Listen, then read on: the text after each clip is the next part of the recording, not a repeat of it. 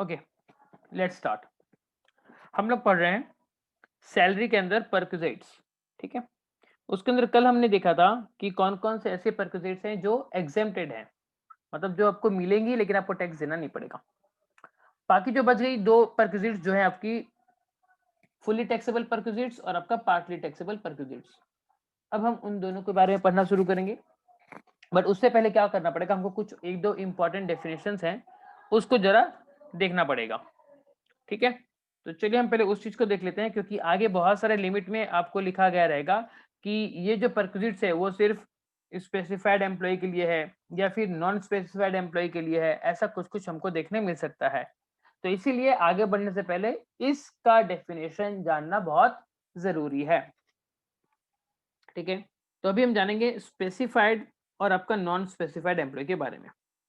देखिए क्या बोल रहा है ये, if any of the three conditions is satisfied. जी हाँ, नीचे दिए गए में से कोई भी अगर तीन कंडीशन अगर सेटिस्फाइड हो जाती है, यहाँ पर क्या एनी ऑफ द थ्री, कोई भी एक, then an employee is treated as specified employee. तब हम उस एम्प्लॉय को क्या मानेंगे, एक स्पेसिफाइड एम्प्लॉय मानेंगे। क्या क्या है ये जो ए बी सी कंडीशन है ना, इनमें से कोई भी एक, एनी वन, सेटिस्फाइड होनी चाहिए। पहला क्या, कि वो एम्प्लॉय भी हो साथ ही साथ उस कंपनी का डायरेक्टर भी हो। अगर ये दोनों का अगर कॉम्बिनेशन हो जाए तो हम उसको क्या बोलेंगे, हम उसको बोलेंगे कि भैया ये जो एम्प्लॉय है वो स्पेसिफाइड एम्प्लॉय है। क्या है वो, एम्प्लॉय भी है और डायरेक्टर भी है। दूसरा, वो एम्प्लॉय भी है प्लस उसका उस कंपनी में सब्सटेंशियल इंटरेस्ट भी है। ठीक है, सब्सटेंशियल इंटरेस्ट मतलब क्या, एक ऐसा employee holding at least 20% of voting power in a company. अगर वो उस कंपनी में वो 20% वोटिंग पावर अगर रखा है तो हम उसको बोल सकते हैं कि उस पर्टिकुलर एम्प्लॉय का उस कंपनी में सब्सटेंशियल इंटरेस्ट है। ठीक है, उसके अलावा the third one is income from salary less salary in kind exceeds ₹50,000। जी हाँ, उसकी तनख्वाह मंथली सैलरी जो है वो आपका 50,000 रुपए से ज्यादा होनी चाहिए। इन तीनों में से कोई भी एक अगर कंडीशन सेटिस्फाइड हो गई तो हम उसे क्या कहेंगे, specified employee. If none of the conditions are satisfied then the employee is treated as non specified employee. मतलब अगर इनमें से कोई भी अगर एक कंडीशन सेटिस्फाइड नहीं हुई तो हम उसको क्या मानेंगे, हम उसको मानेंगे कि एक साधारण सा specified sorry non specified employee है। ठीक है, उम्मीद करता हूं आपको ये बेसिक डेफिनेशन समझ में आ गई होगी। अब हम आगे चलेंगे और अभी हम क्या करेंगे, जो इंपॉर्टेंट है सिर्फ हम उन्हीं परक्विजिट्स को यहाँ पर अभी डिस्कस करने वाले हैं। ठीक है,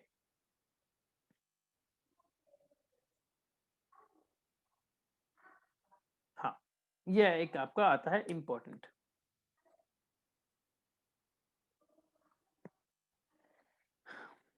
ये क्या है, ये आपका वैल्यूएशन ऑफ मोटर और अदर व्हीकल। जी हाँ, अगर आपको मोटर कार वगैरह कुछ अगर मिल रखी है एज ए परक्विजिट्स या एज ए पर्क, तो उसका आप कैसे वैल्यूएशन करोगे, कैसा उसका टैक्स ट्रीटमेंट होगा, वो हम देखेंगे यहाँ पर।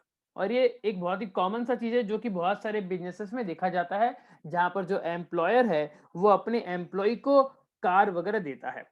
ठीक है, तो एक एक करके उसको डिस्कस करेंगे और आपको समझ में बहुत अच्छे से आ जाएगा। सबसे पहला देखिए, सिचुएशन हमने कॉलम यहाँ पर कर दिया है, एक सिचुएशन है, दूसरा उसका यूज और तीसरा उसका टैक्स ट्रीटमेंट। पहला situation, car owned and maintained by employer. जी हाँ, किसकी है, आपके कंपनी की है। गाड़ी आपके कंपनी की है और आपके कंपनी उसको मैनेज कर रहा है। अब आपको जो कार दी गई, आप उसका यूज क्या कर रहे हो, अगर आप उसका ऑफिस यूज कर रहे हो कंप्लीटली, तो भैया उसका जो भी वैल्यू रहेगा वो एग्जेम्प्ट हो जाएगा, आपको उसके ऊपर कोई टैक्स देना नहीं पड़ेगा। ठीक है, लेकिन अगर आप उसका प्राइवेट यूज करते हो, आपको कंपनी की तरफ से कार मिली और आप सिर्फ और सिर्फ अपने पर्सनल पर्पस के लिए यूज कर रहे हो, तो भैया यहाँ पर एक फीलिंग आ रही है। क्या फीलिंग आ रही है, कि एम्प्लॉय को कुछ एक्स्ट्रा मिल रहा है अपार्ट फ्रॉम सैलरी। तो अगर एम्प्लॉय को एक्स्ट्रा अगर मिल रहा होता है, एम्प्लॉय की कमाई होती है, तो इनकम टैक्स वाले बोलते हैं कि भैया आपको मिल रहा है ना, हमको भी तो दो। तो कितना दोगे, क्या दोगे, देखिए 10% ऑफ कॉस्ट, मतलब जो आपका ये गया है ना गाड़ी, 10% ऑफ कॉस्ट, और या फिर एक्चुअल हायर चार्जेस, ये आप लोगे। उसमें प्लस करोगे क्या, रनिंग एंड मेंटेनेंस एक्सपेंसेस, और लेस कर दोगे अमाउंट रिकवरेबल। वो जो वैल्यू आएगी वो आपका हो जाएगा टैक्सेबल। बात आपको शायद समझ में नहीं आई होगी, तो एक छोटा सा एग्जांपल लेके मैं आपको इसको समझाता हूं। ठीक है, यह बोल रहा है, देखिए आपकी कार की वैल्यू से फॉर एग्जांपल आपकी कार की वैल्यू है मान लीजिए 5 लाख रुपए। ठीक है, यहाँ थोड़ा स्पेस कम हो जाएगा, हाँ चलेगा। आपका कार का वैल्यू है मान लीजिए 5 लाख रुपए। ठीक है, तो इसका 10% ऑफ कॉस्ट कितना हो जाएगा? 50,000 रुपए। ठीक है, अभी हम एक्चुअल हायर चार्जेस को इग्नोर कर रहे हैं, पहला पार्ट देख रहे हैं, 10% ऑफ कॉस्ट। ठीक है, 50,000 रुपए का आपको गाड़ी मिली। उसके बाद गाड़ी को चलाने में और मेंटेनेंस करने में आपका कुछ तो खर्चा होगा, ड्राइवर का खर्चा लगेगा, पेट्रोल का खर्चा लगेगा, वो सब मान लीजिए आपका खर्चा लगा कितना? 25,000 रुपए। ठीक है, तो कंपनी की तरफ से आपको कितना बेनिफिट मिल गया? आपको मिल गया 75,000 रुपए। तो ये 75,000 रुपए आपके लिए क्या हो गए? परक्विजिट्स, और ये आपके टैक्सेबल हो जाएंगे। लेकिन इस 75,000 रुपए में से मान लीजिए कंपनी क्या करती है, कंपनी आपसे कुछ पैसे वापस मांगती है। मतलब कंपनी आपको बोलती है कि हम आपको कार देंगे, ड्राइवर देंगे, लेकिन बदले में आपको पर मंथ हमको 15,000 रुपए देने पड़ेंगे। मतलब कंपनी क्या कर रही है? अमाउंट रिकवरी कर रही है अपने एम्प्लॉय से। तो अगर ऐसे रिकवरी कर ले रही है तो मतलब वो पैसा तो एम्प्लॉय ने वापस दे दिया, मतलब एम्प्लॉय को कम से कम उतने पैसे का तो बेनिफिट नहीं मिला, है कि नहीं? तो मान लीजिए एम्प्लॉय ने अगर दे दिया 15,000 रुपए, जो कि कंपनी उससे रिकवर कर रही है गाड़ी के नाम का, तो बैलेंस इफेक्टिव कितना बेनिफिट हुआ एम्प्लॉय को? 60,000 रुपए का। तो ये 60,000 रुपए क्या हो जाएगा उसके लिए? टैक्सेबल हो जाएगा। समझ में आया आपको? फटाफट बताइए, क्या आपको समझ में आया? Yes sir. ओके, अब अगर हम इसको थोड़ा सा और एडवांस कर लें, तो अभी 10% ऑफ कॉस्ट को काटते हैं और अब लेते हैं एक्चुअल हायर चार्जेस। मान लीजिए यहाँ पर गाड़ी खुद की नहीं थी, गाड़ी आपने भाड़े पे ली। आपने गाड़ी भाड़े पे ली और मान लीजिए उस गाड़ी का भाड़ा charges, actual higher charges, company ने गाड़ी भाड़े में ली और उसके लिए कंपनी दे रही है मान लीजिए 35,000 रुपए फॉर एग्जाम्पल।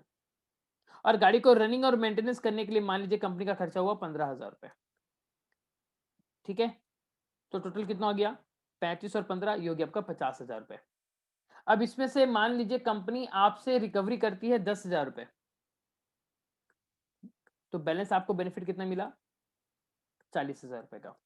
तो आपके लिए टैक्सेबल कितना हो जाएगा? 40,000 रुपया। ये कब होगा? जब आपकी गाड़ी आप प्राइवेट यूज के लिए कर रहे हो, खुद के पर्सनल यूज के लिए कर रहे हो, तभी ये टैक्स ट्रीटमेंट आएगा। और अगर आप सिर्फ और सिर्फ प्योरली ऑफिस पर्पस के लिए करोगे तो ये कंप्लीटली एग्जेम्प्ट हो जाएगा। बात खत्म। अब थोड़ा सा और एडवांस वाला सिचुएशन आता है कि सर पता कैसे चलेगा कि वो कंपनी का जो गाड़ी उसको मिला वो पर्सनल यूज कर रहा है या प्राइवेट यूज कर रहा है? So it may be for partly personal use करे या पार्टली ऑफिशियल यूज के लिए करे। तो उस केस में आपको कैसे करना पड़ेगा टैक्स का ट्रीटमेंट, वो हम देखेंगे। ठीक है, तो देखिए टैक्सेबल अमाउंट क्या हो जाएगा? For below 1.6 litre cubic capacity, अगर आपकी गाड़ी जो है वो अगर छोटी गाड़ी है, ये आपको क्वेश्चन में डेटा दे दिया गया रहेगा। ठीक है, अगर आपकी गाड़ी 1.6 लीटर क्यूबिक कैपेसिटी से अगर छोटी है तो 1,800 रुपए पर मंथ आपका महीने का आपको बेनिफिट मिल रहा है, ये मान लिया जाएगा और इसके ऊपर आपको टैक्स देना पड़ेगा। लेकिन वही अगर आपकी गाड़ी बड़ी है, इट्स अबव 1.6 लीटर, तो क्या करना पड़ेगा? तो आपको 2,400 रुपए पर मंथ का बेनिफिट मिला, ऐसा माना जाएगा। समझ में आ गया आपको? और अगर आप उससे कुछ रिकवरी भी कर रहे हो तो भी कुछ फर्क नहीं पड़ेगा। अगर आप उस एम्प्लॉय से कुछ एक्स्ट्रा पैसा मांग लेते हो रिकवरी का, तो उसको आपको इग्नोर करना है, बिकॉज यहाँ पर क्या लिखा है? Nothing deductible on account of amount recovered. वो इसलिए नहीं करना क्योंकि यहाँ पर गाड़ी का देखिए पर्सनल यूज भी हो रहा है और आपका ऑफिशियल यूज भी हो रहा है, दोनों यूज हो रहा है। ठीक है, तो यहां पर आपको क्या करना पड़ेगा? जब आप गाड़ी को पार्टली ऑफिशियल या पार्टली प्राइवेट यूज के लिए करते हो, तो बस सिंपल सी बात है, आप लोग देख लीजिएगा कि छोटी गाड़ी है तो 1,800 रुपए पर मंथ का आपको बेनिफिट मिला, ये मान लिया जाएगा। और अगर बड़ी गाड़ी है तो मान लिया जाएगा 2,400 रुपए का आपको फायदा हुआ है। अब इसका आप सॉल्यूशन कैसे करोगे? तो देखिए कुछ इस तरीके से आपको सॉल्व करना रहेगा। अगर 1,800 पर मंथ है, ठीक है, और मान लीजिए आपको ये गाड़ी मिली, छोटी वाली गाड़ी, तो आपका साल भर का कितना बेनिफिट हो गया? 1,800 रुपए इंटू 12 महीने, ये कितना हो जाएगा? आप अगर कैलकुलेटर में अगर सॉल्व करोगे तो 1,800 इंटू 12, साल का आपका हो गया 21,600 रुपए का बेनिफिट। तो ये आपका क्या है? ये आपका पर्क है। कैसा पर्क है? टैक्सेबल, इस वैल्यू के ऊपर आपका टैक्सेबल होगा। उम्मीद करता हूँ आपको ये बात समझ में आ गई होगी। कभी कभी क्या होता है कि जो कंपनियां होती है ना, कंपनियां बोलती हैं कि अगर एम्प्लॉय आपके पास अगर आपकी गाड़ी है ना, तो आप अपनी गाड़ी ले आओ, हम आपको बदले में कुछ एक्स्ट्रा बेनिफिट आपको दे देंगे। ठीक है, तो सिचुएशन देखिए, car owned by employer, sorry मतलब कार का मालिक कौन है? एम्प्लॉयर, लेकिन मेंटेन कौन करता है? Maintain by employee. ऐसा अगर सिचुएशन है तो क्या टैक्स ट्रीटमेंट होगा वो देखेंगे। तब अगर ऑफिशियल यूज के लिए कर रहे हो तो वही कंप्लीटली प्योरली एग्जेम्प्ट। अगर आप प्राइवेट यूज के लिए करते हो तो सेम वही 10% ऑफ कॉस्ट या फिर actual charges minus amount recoverable. इस वाले पार्ट में पता है क्या चीज नहीं आ रहा? इस वाले पार्ट में आपका रनिंग एंड मेंटेनेंस वाला पार्ट नहीं आ रहा। क्यों नहीं आ रहा? क्योंकि रनिंग एंड मेंटेनेंस ये कौन करेगा? ये सारा का सारा तो एम्प्लॉय खुद करेगा, एम्प्लॉय की जेब से खर्चा होगा। एम्प्लॉयर क्या बोलेगा? एम्प्लॉयर बोलेगा मैं तेरे को लाखों रुपए की गाड़ी दे रहा हूं, लेकिन मेंटेनेंस का खर्चा तेरे को करना पड़ेगा।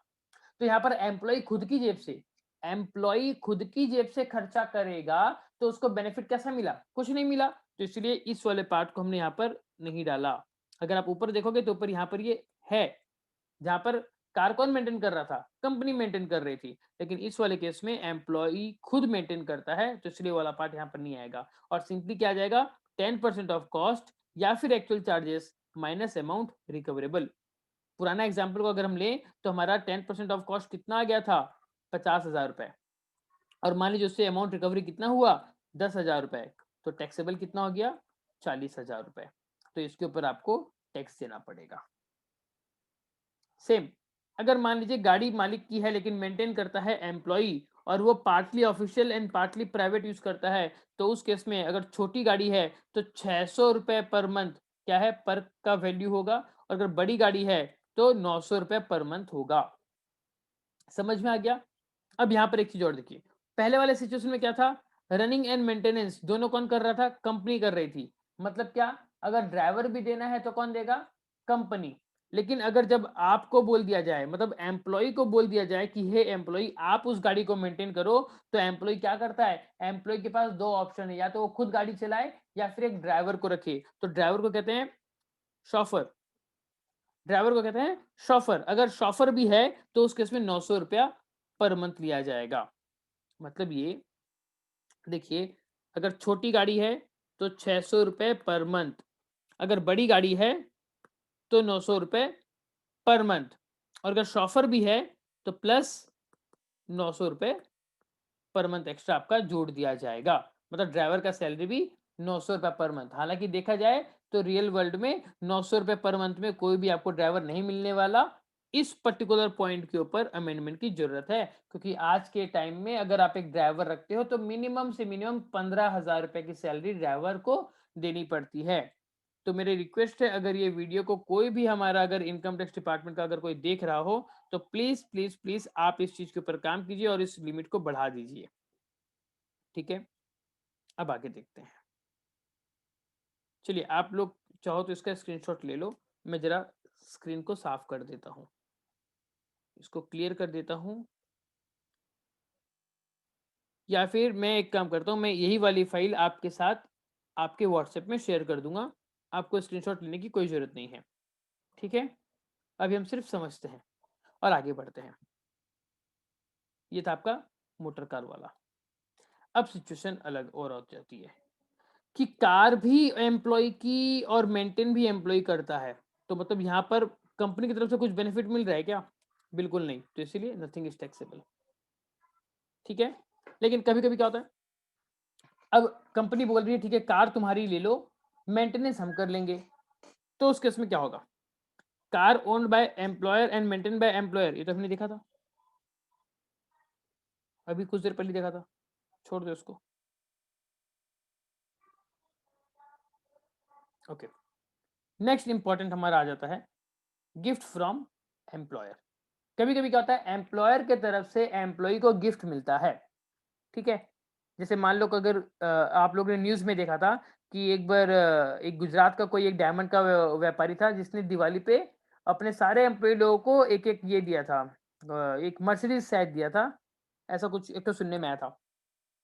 तो खैर, तो ऐसे अगर मान लो एम्प्लॉयर की तरफ से अगर एम्प्लॉय को गिफ्ट मिले, तो यस उसको कुछ एक्स्ट्रा मिल रहा है। किसको एक्स्ट्रा मिल रहा है? एम्प्लॉय को एक्स्ट्रा मिल रहा है, तो उस केस में हम क्या मानेंगे, हम मानेंगे कि ये एम्प्लॉय के लिए क्या है, पर्क है। उसका कैसे करोगे, if the cost of the gift does not exceed ₹5,000 per annum, अगर एक साल में 5,000 रुपए से ज्यादा का अगर गिफ्ट नहीं देता तो उसको आप नील मान लो। ठीक है, कभी कभी क्या होता है, मान लो आपके एम्प्लॉय का बर्थडे है, तो आपने क्या किया, आपने उसको एक 5,000 का कुछ गिफ्ट दे दिया, और साल में बर्थडे एक बार आ रहा है और आप उसको गिफ्ट भी एक ही बार दे रहे हो। तो अगर ऐसा कुछ होता है ना सीन, तो इस केस में ये पूरा का पूरा क्या हो जाएगा, ये एग्जेम्प्ट हो जाएगा, मतलब एम्प्लॉय को ये मिल जाएगा और एम्प्लॉय को इसके ऊपर टैक्स भी देना नहीं पड़ेगा। लेकिन अगर ये एक साल में 5,000 रुपए से ज्यादा का वैल्यू अगर हो जाता है तो फिर वो टैक्सेबल हो जाएगा। कैसे हो जाएगा, फुल्ली अमाउंट टैक्सेबल। अगर आपका, मान लो आपको 10,000 रुपए का आपको सेलफोन एक आपके एम्प्लॉयर ने गिफ्ट कर दिया, तो ये पूरा का पूरा 10,000 रुपए को क्या हो जाएगा, टैक्सेबल हो जाएगा। ठीक है, इस पार्ट को इग्नोर कर दो।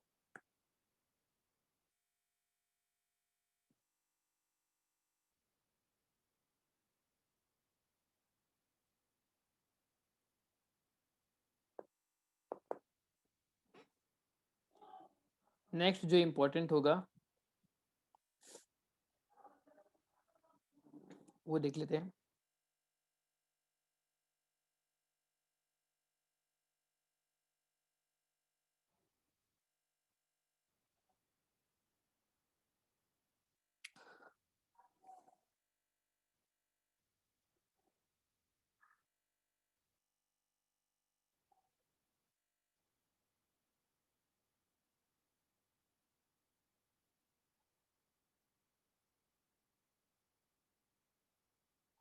हाँ, ये देख लीजिए, ये एक बहुत अच्छा है जो आपको डे लाइफ में आपको देखने को मिलेगा। मील फैसिलिटी, यस, मील फैसिलिटी, पेट पूजा। अगर खाने के लिए अगर आपका एम्प्लॉयर आपको दे रहा है तो उसका क्या टैक्स ट्रीटमेंट होगा वो बहुत अच्छे से जान लो, क्योंकि कल फ्यूचर में इट मे बी पॉसिबल कि आप किसी कंपनी में अगर जॉब वगैरह करो तो आपको भी आपके कंपनी की तरफ से मील की सुविधा मिलेगी, और तब आप देख लेना कि भैया उसका टैक्स ट्रीटमेंट क्या होगा। अगर मील में टी कॉफी मिल रही है ड्यूरिंग ऑफिस आवर्स, तो हमने कल की क्लास में देखा था ये क्या हो जाएगा, ये आपका नील मतलब एग्जेम्प्ट हो जाएगा, ये आपका हो जाएगा एग्जेम्प्ट। ठीक है, अगर यही चीज मील है, खाना है, अगर ये रिमोट एरिया में अगर आपको प्रोवाइड होता है तो भी ये क्या है, एग्जेम्प्ट है। लेकिन व्हाट अबाउट अदर प्लेसेस, कभी कभी क्या होता है, नॉर्मल एरिया में भी खाना मिलता है कंपनी की तरफ से, तो एक्स्ट्रा ये परक्विजिट्स है, तो उस केस में आप टैक्सेबल कैसे करोगे, बहुत ही सिंपल है इसका formula. Actual cost to the employer, employer को जो कॉस्ट लगा वो उससे माइनस कर देंगे 50 rupees per meal per day, जो बैलेंस बचेगा वो आपका हो जाएगा टैक्सेबल, हो जाएगा आपका टैक्सेबल। समझ में आ गया, तो यहाँ पर भी इनकम टैक्स थोड़ा सा बेवकूफी कर रहा है, बिकॉज क्या बेवकूफी कर रहा है, 50 rupees per meal per day, what do you think, 50 रुपए में आज के टाइम में एक मील आता है क्या, नहीं आता। This limit should be increase, क्योंकि आप बोलोगे सर चावल दाल तो सरकार 5 रुपए 10 रुपए में दे देती है, ठीक है ना, जैसे उड़ीसा उड़ीसा में आपका नवीन सरकार 5 रुपए में आपको चावल दाल दे देती है, एक टाइम का खाना हो गया आपका। तो ये सब एक्सेप्शन केस हो गया, ठीक है ना। नॉर्मल जो है, नॉर्मल अगर आप कहीं बाहर भी अगर खाने जाओगे तो 50 रुपीज में एक ढंग का मील, अच्छा खासा मील जो है वैसा आपको नहीं मिलेगा, तो इस लिमिट को भी बढ़ा देना चाहिए। बट खैर हम कुछ नहीं कर सकते, हम हमारा काम है जो एक्ट में लिखा है उसको याद रखना। बट याद रखना खाने के लिए 50 रुपए पर मील माफ कर दिया जाएगा। समझ में आ गया आपको,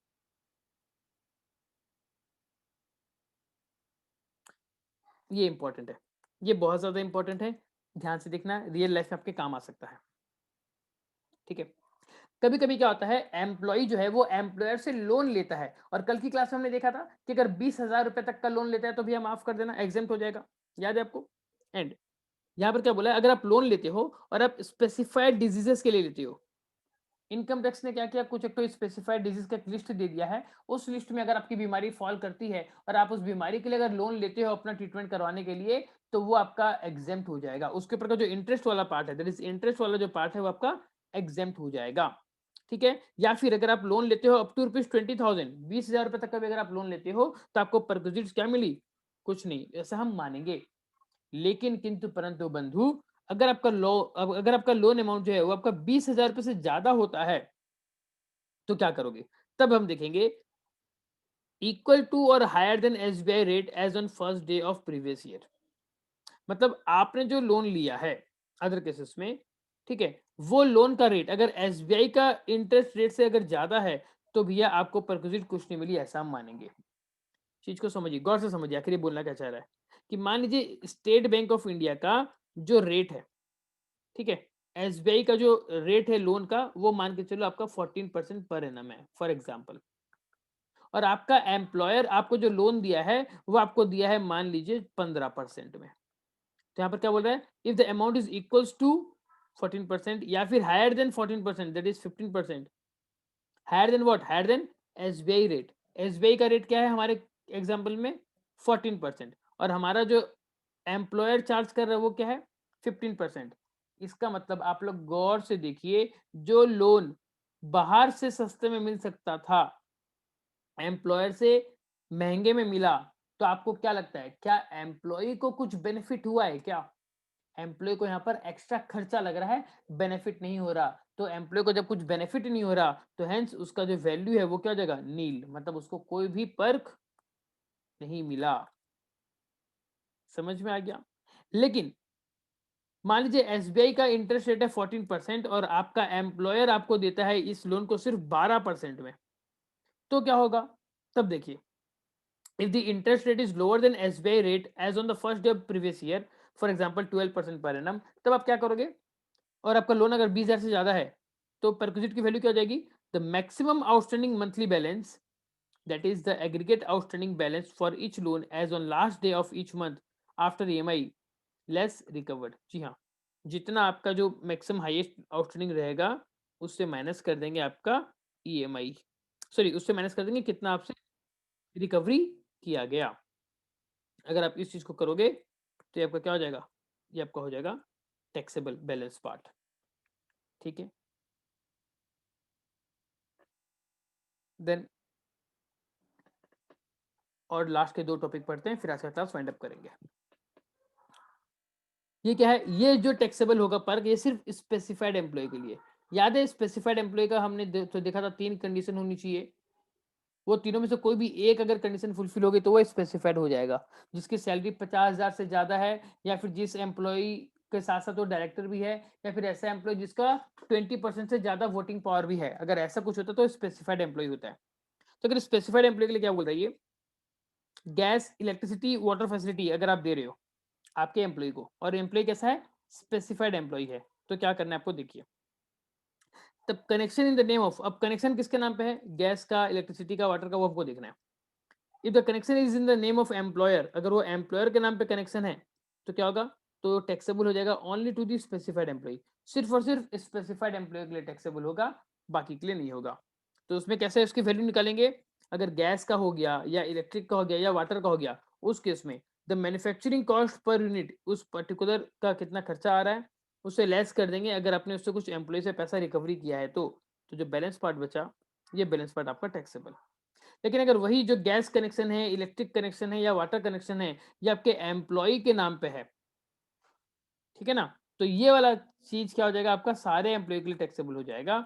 इस वाले केस में क्या था, सिर्फ और सिर्फ स्पेसिफाइड था, एम्प्लॉयर के नाम पे प्रॉपर्टी है, मतलब गैस इलेक्ट्रिक वाटर है, तो स्पेसिफाइड एम्प्लॉय के लिए होगा। और अगर एम्प्लॉय जो है उसके नाम पे है तो भी वो टैक्सेबल हो जाएगा सारे लोगों के लिए। बट कैसे टैक्सेबल होगा, जो पैसा एम्प्लॉयर आपके ब्याह में पे किया, मान लो गैस का पैसा 1,000 रुपया एम्प्लॉयर आपके नाम का पे किया, लेस मान लीजिए एम्प्लॉयर आपसे 200 रुपया पर गैस का आपसे रिकवरी कर लिया, तो जो बैलेंस 800 रुपये निकल के आया, ये आपको क्या हो गया, ये आपको बेनिफिट मिला, दिस इज योर पर्क। समझ में आया? तो मैक्सिमम चीजों में अगर आप देखोगे ना तो ये वाला चीज काम करेगा। आप इस फॉर्मेट को देख लो, मैक्सिमम जगह आपका परक्विजिट में ये वाला काम करेगा। एक्चुअल जो खर्चा हुआ उससे लेस कर देंगे जितना अमाउंट रिकवरी किया गया एम्प्लॉय से, बैलेंस पार्ट अगर बच गया तो ये आपका हो जाएगा taxable, that's it. Now come to the last topic आज का हमारा, वो है आपका एजुकेशन फैसिलिटी। ठीक है, लास्ट नहीं, हम दो ठो कर लेंगे, चलिए। एजुकेशन फैसिलिटी, ये भी हम कल डिस्कस कर चुके थे, छोड़ दीजिए इसको, कल की क्लास में हमने इसको डिस्कस कर लिया था। देन नहीं नहीं, कल हमने नहीं किया था शायद, चलिए देख लेते हैं, एक बार रिकवर कर लेते हैं, एक बार रिकॉल कर लेते हैं।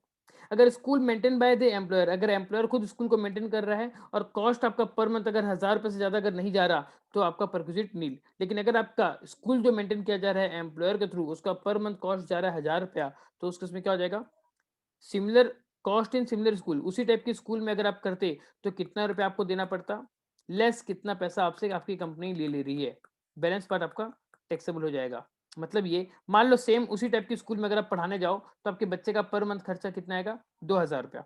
और मान लीजिए आपसे 500 रुपया करके रिकवरी कर रहा है आपका एम्प्लॉयर, तो जो बैलेंस 1500 रुपया है, ये 1500 का आपको बेनिफिट मिला, hence this is the taxable perk, और इसके ऊपर आपको टैक्स देना पड़ेगा। ठीक है। लेकिन कोई अगर दूसरा कोई एजुकेशन है, मतलब जहां पर एम्प्लॉयर खुद उसको मेंटेन नहीं करता, तो उसके उसमें बहुत ही सिंपल सा बात है, एम्प्लॉयर क्या बोलता है, एम्प्लॉयर उसका स्कूल का फीस सारा पे कर देता है। मान लीजिए cost to the employer, employer ने कितना फीस भरा एम्प्लॉय के बिहाफ में, मान लीजिए 2000, और एम्प्लॉयर ने कितना रिकवरी किया, मान लीजिए कुछ भी रिकवरी नहीं किया, तो टैक्सेबल पर कितना हो गया, 2000 रुपए। समझ में आ गया आपको। यहाँ पर समझने के लिए कुछ खास है ही नहीं, खाली आपको लिमिट याद रखनी पड़ेगी। नाउ ट्रैवल फैसिलिटी, ये हमारा आज का लास्ट टॉपिक है, फिर क्लास को वाइंड अप कर देंगे। क्या क्या है देखिए, केसेस और उसके ऊपर टैक्स कितना बनेगा। First, if the employer is engage in transportation business, अगर एम्प्लॉयर खुद ट्रांसपोर्टेशन बिजनेस में है और वो आपको रेल या एयरलाइन का अगर बेनिफिट दे रहा है, मतलब रेलवे का है या एयरलाइन वाला है, वो अपने एम्प्लॉय को अगर अपने ही रेल में घूमने के लिए दे रहा है, या एयरलाइन वाला अपने ही एम्प्लॉय को अगर अपनी ही एयरलाइन में घूमने के लिए दे रहा है, तो आपको कोई भी एक्स्ट्रा बेनिफिट नहीं मिला, ऐसा माना जाएगा। लेकिन अगर अदर केसेस है, अदर केसेस में क्या हो जाएगा, मतलब क्या, एम्प्लॉयर आपका ट्रांसपोर्टेशन लाइन में है लेकिन वो रेल और एयरलाइंस नहीं है, मतलब रोड वाला है मान लीजिए, तो उस केस में क्या होगा, amount charge from public for such facility, मतलब जितना पैसा आप पब्लिक से चार्ज करते थे उतना पैसा क्या हो जाएगा, taxable in the hands of specified employee, वो स्पेसिफाइड एम्प्लॉय के हाथ में उतना टैक्सेबल हो जाएगा, एंड माइनस कर देंगे अगर आपने कुछ रिकवरी किया। मतलब ये कि मान लो सेम टाइप का आपका एक बस है और बस में अगर आप पैसेंजर से लेते थे 2000 रुपए आपका बस टिकट का पैसा, लेकिन आपने अपने एम्प्लॉय से क्या किया, 500 रुपया सिर्फ लिया, तो नॉर्मल लोगों से 2000 लेते, एम्प्लॉय से 500 लिए, इट मीन एम्प्लॉय को बेनिफिट कितना दिए, 1500 रुपए का, तो ये 1500 रुपये उसके लिए क्या हो जाएगा, टैक्सेबल पर्क, और इसके ऊपर उसको टैक्स देना पड़ेगा। And the last one is in any other cases, मतलब क्या, एम्प्लॉयर आपका ट्रांसपोर्टेशन बिजनेस में नहीं है, एम्प्लॉयर आपका ट्रांसपोर्टेशन बिजनेस में नहीं है, तो क्या करोगे, एक्चुअल कॉस्ट ऑफ एम्प्लॉयर, तब एम्प्लॉयर को जो एक्चुअल कॉस्ट पड़ा उस टाइप की फैसिलिटी प्रोवाइड करने के लिए, वो सारा का सारा टैक्सेबल हो जाएगा इन ऑल एम्प्लॉय। और अगर आपने कुछ अगर माइनस रिकवरी किया है तो उससे माइनस हो जाएगा। मतलब क्या, कि मान लीजिए आपका एम्प्लॉयर ट्रांसपोर्टेशन लाइन में नहीं है, नॉर्मल कंपनी है आपकी, ठीक है, वो आपको ट्रैवल का फैसिलिटी प्रोवाइड करी, और ट्रैवल का फैसिलिटी जो प्रोवाइड कर रही है वो मान लीजिए उसको लगा 2300 रुपए, और उसमें से वो आपसे रिकवरी कर ले रही है मान लीजिए 1300 रुपया आपसे, मतलब एम्प्लॉय से रिकवरी कर ली, ये हो गया एम्प्लॉयर का कॉस्ट, और ये हो गया आपका एम्प्लॉय से रिकवरी, तो बैलेंस आपका कितना टैक्सेबल हो जाएगा, सिर्फ 1000 रुपए आपके क्या हो जाएंगे, टैक्सेबल परक्विजिट्स होंगे। ठीक है, तो उम्मीद करता हूँ ये सब आपको समझ में आया होगा। कल की क्लास में फिर इसको और आगे बढ़ाएंगे डिस्कशन को, तब तक के लिए have a good day, Vande Mataram.